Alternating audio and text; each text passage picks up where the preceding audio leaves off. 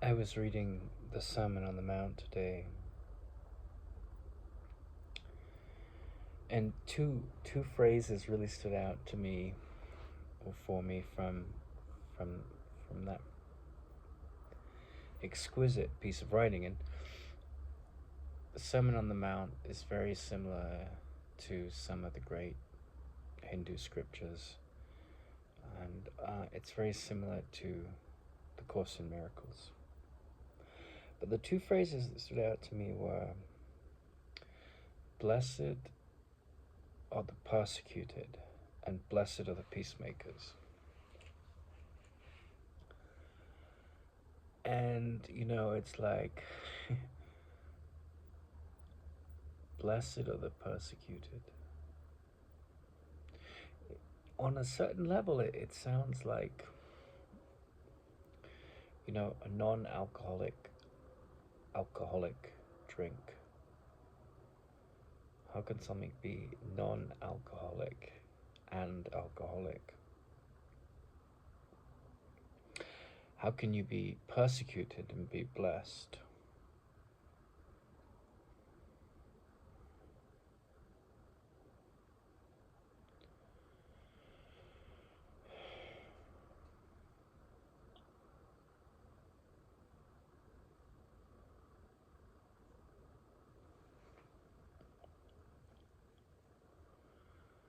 The rational mind says you can't.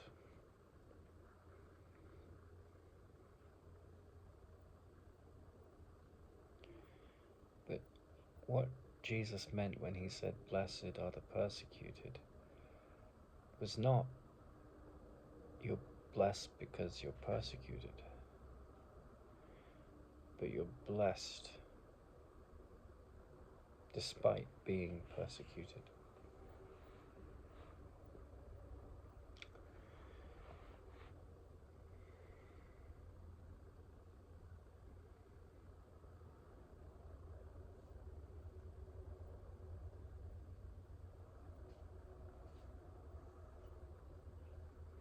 When I was 19, I met a man who definitely changed the course of my life.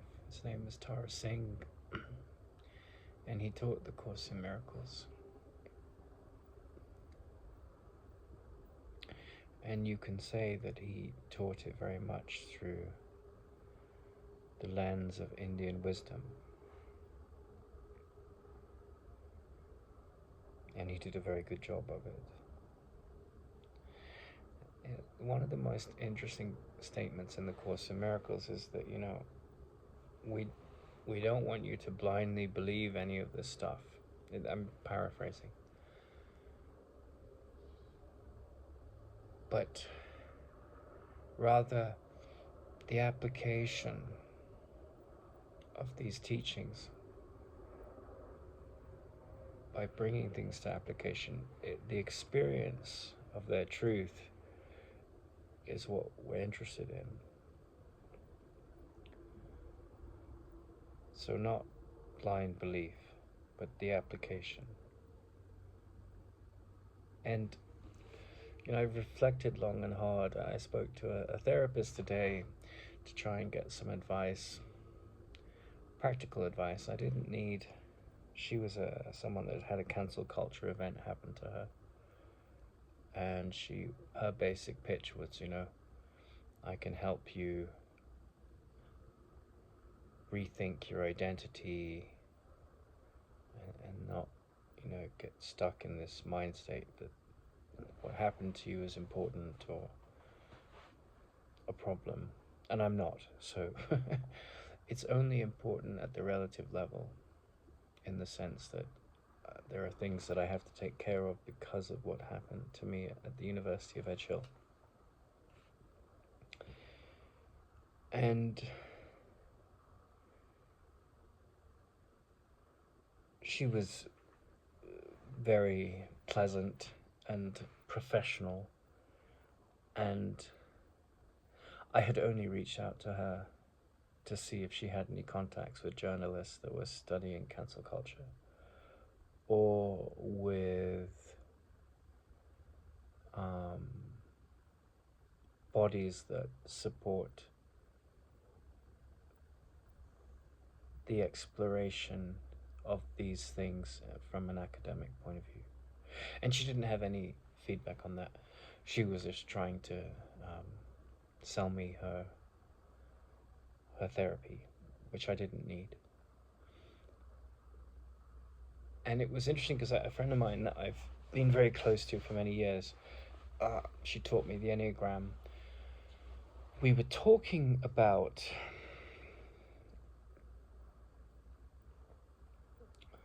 the great challenge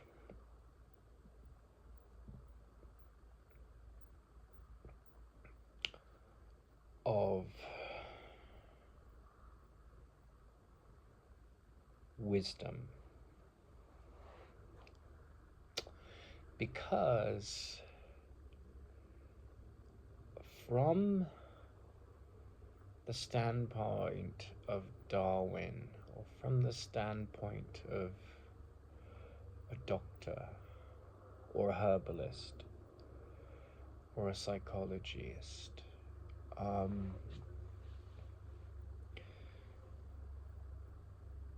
evolution is very much real, and the fossil evidence backs it up. And herbs can alleviate physical pain, and the scientific evidence backs it up. Medicines also, pharmaceutical medicines. But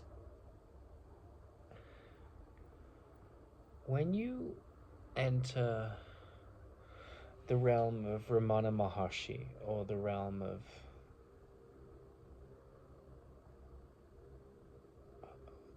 the Course in Miracles, you're coming into a terrain which is extremely profound and very, very, very peaceful, and requires no evangelism, no persuasion, has no interest in persuading anyone of anything. It's like a mountain, it's just there. If you choose to go to the mountain, that's your choice. If you find it beautiful and it attracts you, that's your choice. And I was talking to my friend in Spain about how, the premises of the Course in Miracles, which are, there is no universe, there is the sense that it's a dream, and in that sense of the dream, there is an awareness that it was over long ago, that the script is written, and that time and space are an illusion, that the body is an illusion, and all the separated fragments of other bodies, whether they're an ant, a redwood tree, a distant galaxy, all of those things are illusions. And that only love is real. Now, from the viewpoint of the rational mind, or the Darwinian, or the psychologist, or the herbalist, all of that is like, woof, what? It's very challenging.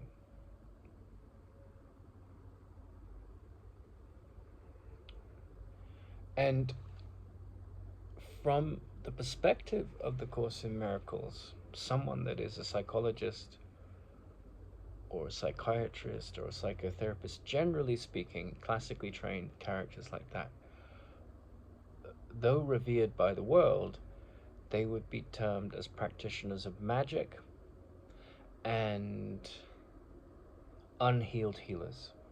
And we were discussing this in light of what happened to me, right? And so I'd spent a decade in India studying psychotherapy in the form of yoga, which of course is a confusing thing because it means union, but then that implies the union of body and mind, and the body is an illusion. So it means to yoke, and what it really means by yoke is to align with what's true, to align, to yoke to the truth, to join with the truth, not to this illusion of mind, body, spirit. You have all these people that do asanas and therapy and so forth, and breath therapy, and they can have huge egos. I'm better than you, I'm not as good as you, all this insecurity.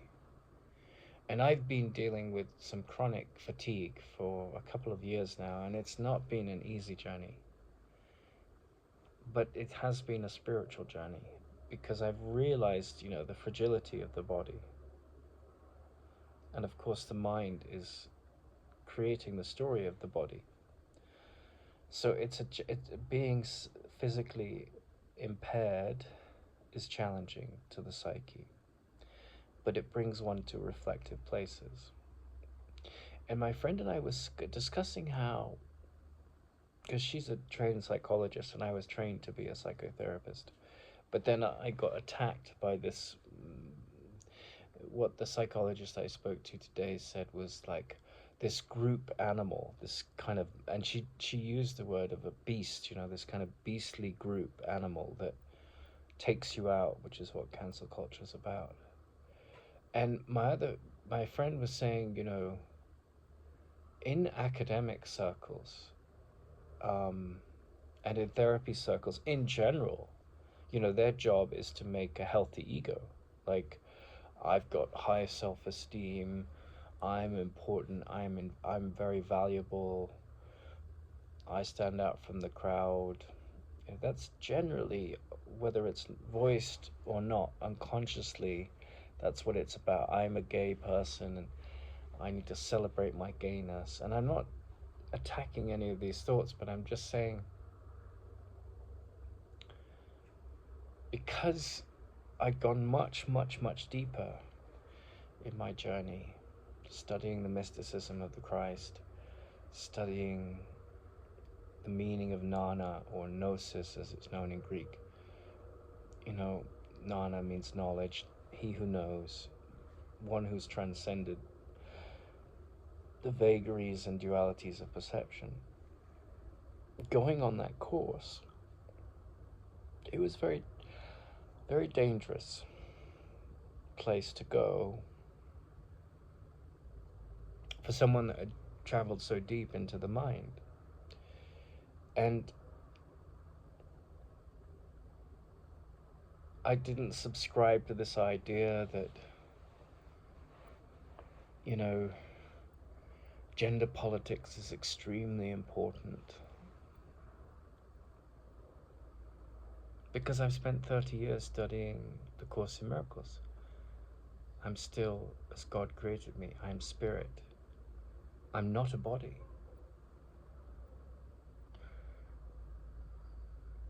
And this is very threatening to mainstream psychotherapy.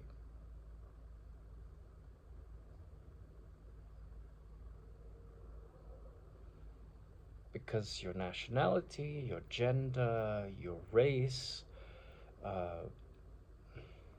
your ideology, your philosophy, the ego clings to all these things and needs to defend and attack its position, like attack those that threaten its position and defend its position from those that attack it, And why I see Ramana Maharshi as sort of the living symbol of the Course in Miracles is because there's total trust in his story, there's total faith, and there's a transcendence of the body-mind illusion. But in the psychotherapy world, they worship at the altar of the intellect and of the mind.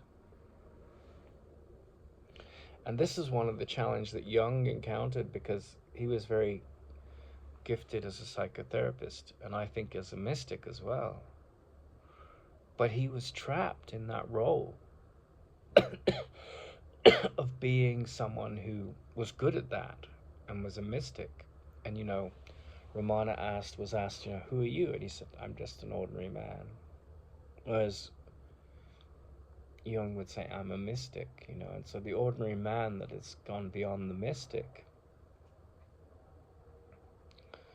has no airs about him or no sense of a role.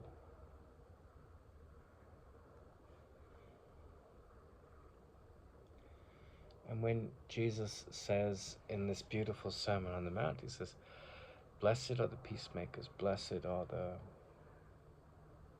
persecuted," you know. And I really got to sit with that, because I'm sick, and he says, "Blessed are the sick," you know. So I've been physically sick. I've had very difficult challenges with my family. I've had to put aside my interest in the study of the fusion of hydrogen and protons and the mystery of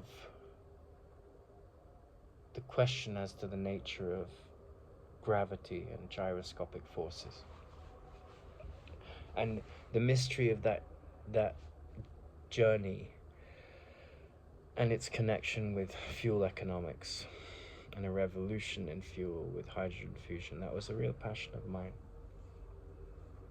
Looking at the errors that Einstein made in his special theory of relativity.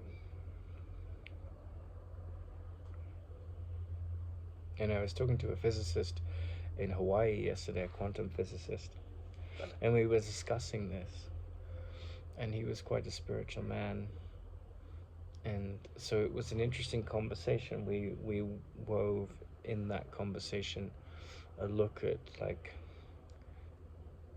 ancient Ethiopian language, Indo-European language, the Greek mystics, Einstein, Lavoisier, chemistry, the misunderstanding of the word phlogiston, the subduction and duction, a phrase that I came up with, duction, to describe the right use of mind for the logos, the balance of the earth, and for using science to support a way of being that was non-violent, because you had unlimited fuel. But what I said to him was my discovery was that, you know, when you explore those things which are interesting scientifically and fascinating and have a lot of benefit for mankind, they are meritorious, they have value. But when I went into this university, I was persecuted because I didn't subscribe to these ego activist agendas of attacks on men, nor was I interested in attacking women, nor was I interested in attacking people of different sexual persuasions. But there was a superficiality about the teaching. And as my friend honed in on today, she said, you know, like non-dual perspectives, the idea that only love is real, right? Because if there's love, you know, we're taught in elementary school, there's always opposites, right? So if there's no opposite to love and it's all encompassing, then everything else is an illusion.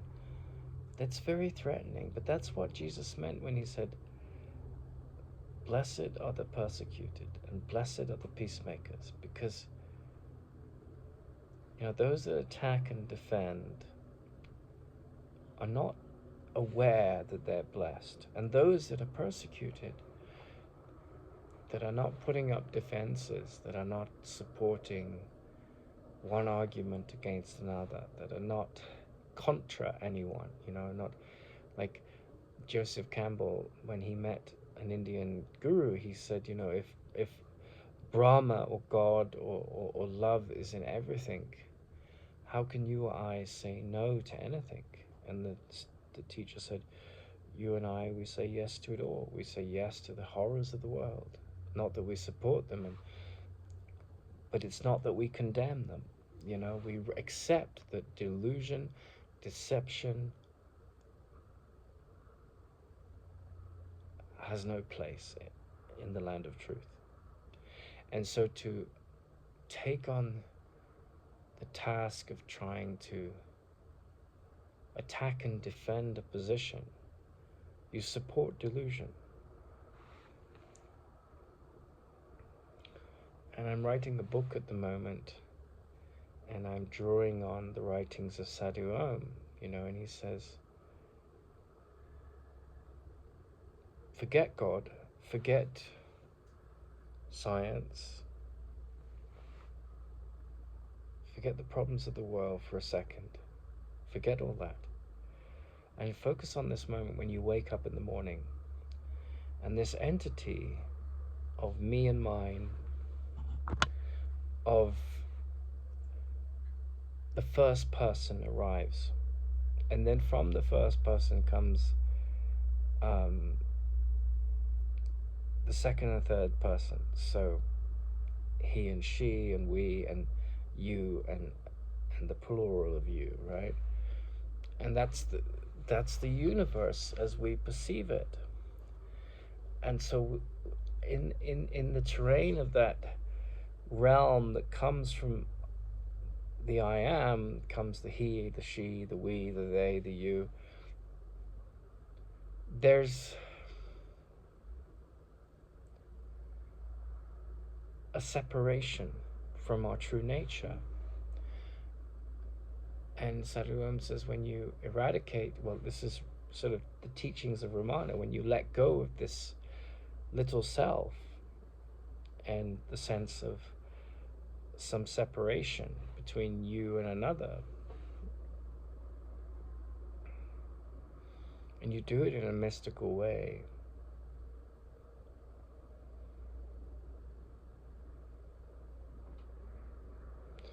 then heaven, reality, love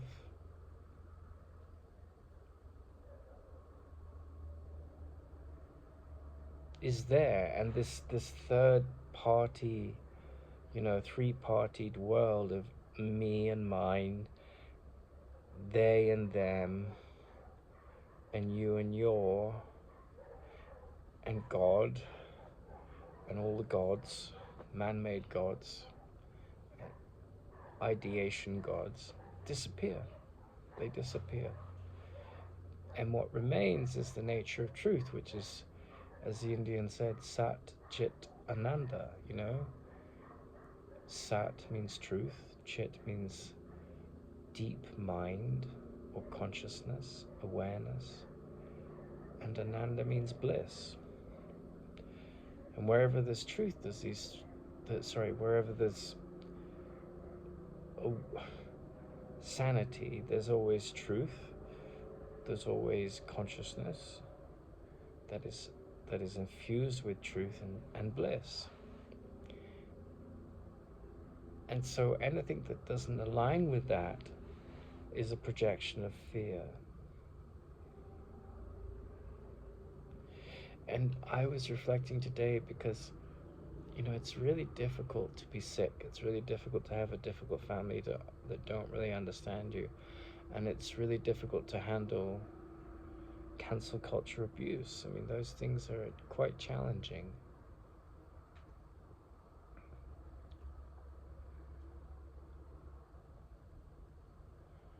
But blessed are the persecuted, blessed are the misunderstood, and blessed are the peacemakers. And by that, the peacemakers are those that recognize that this delusionary world that we live in, and you won't find this in the realm of psychology or the science of psychology or the realm of science.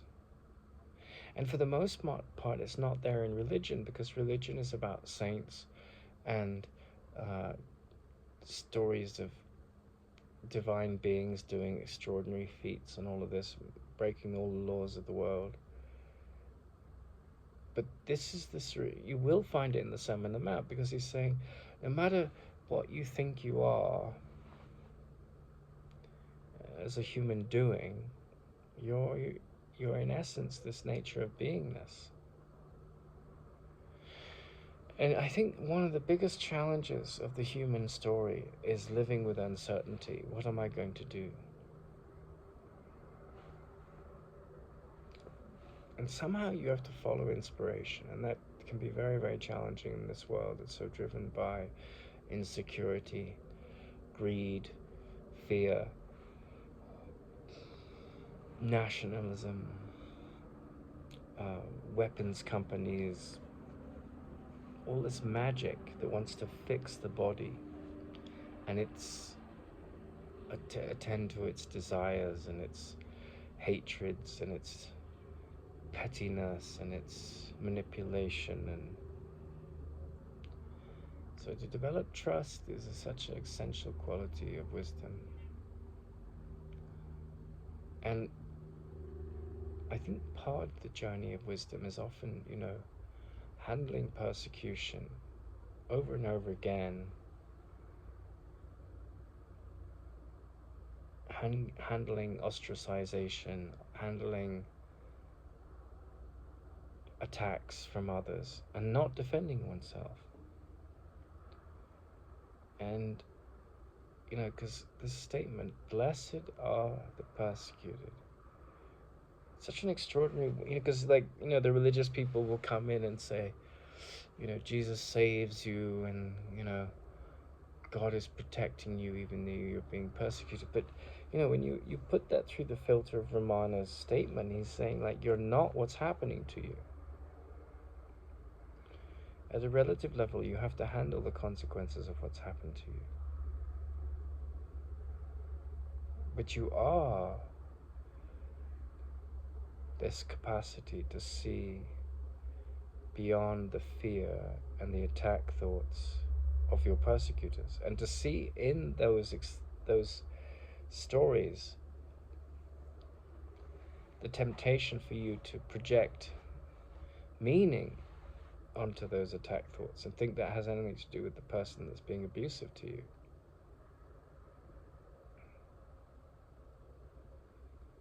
And if you don't succumb to that temptation,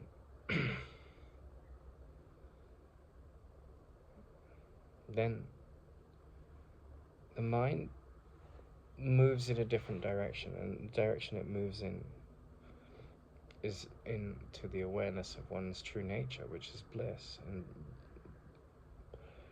blessed.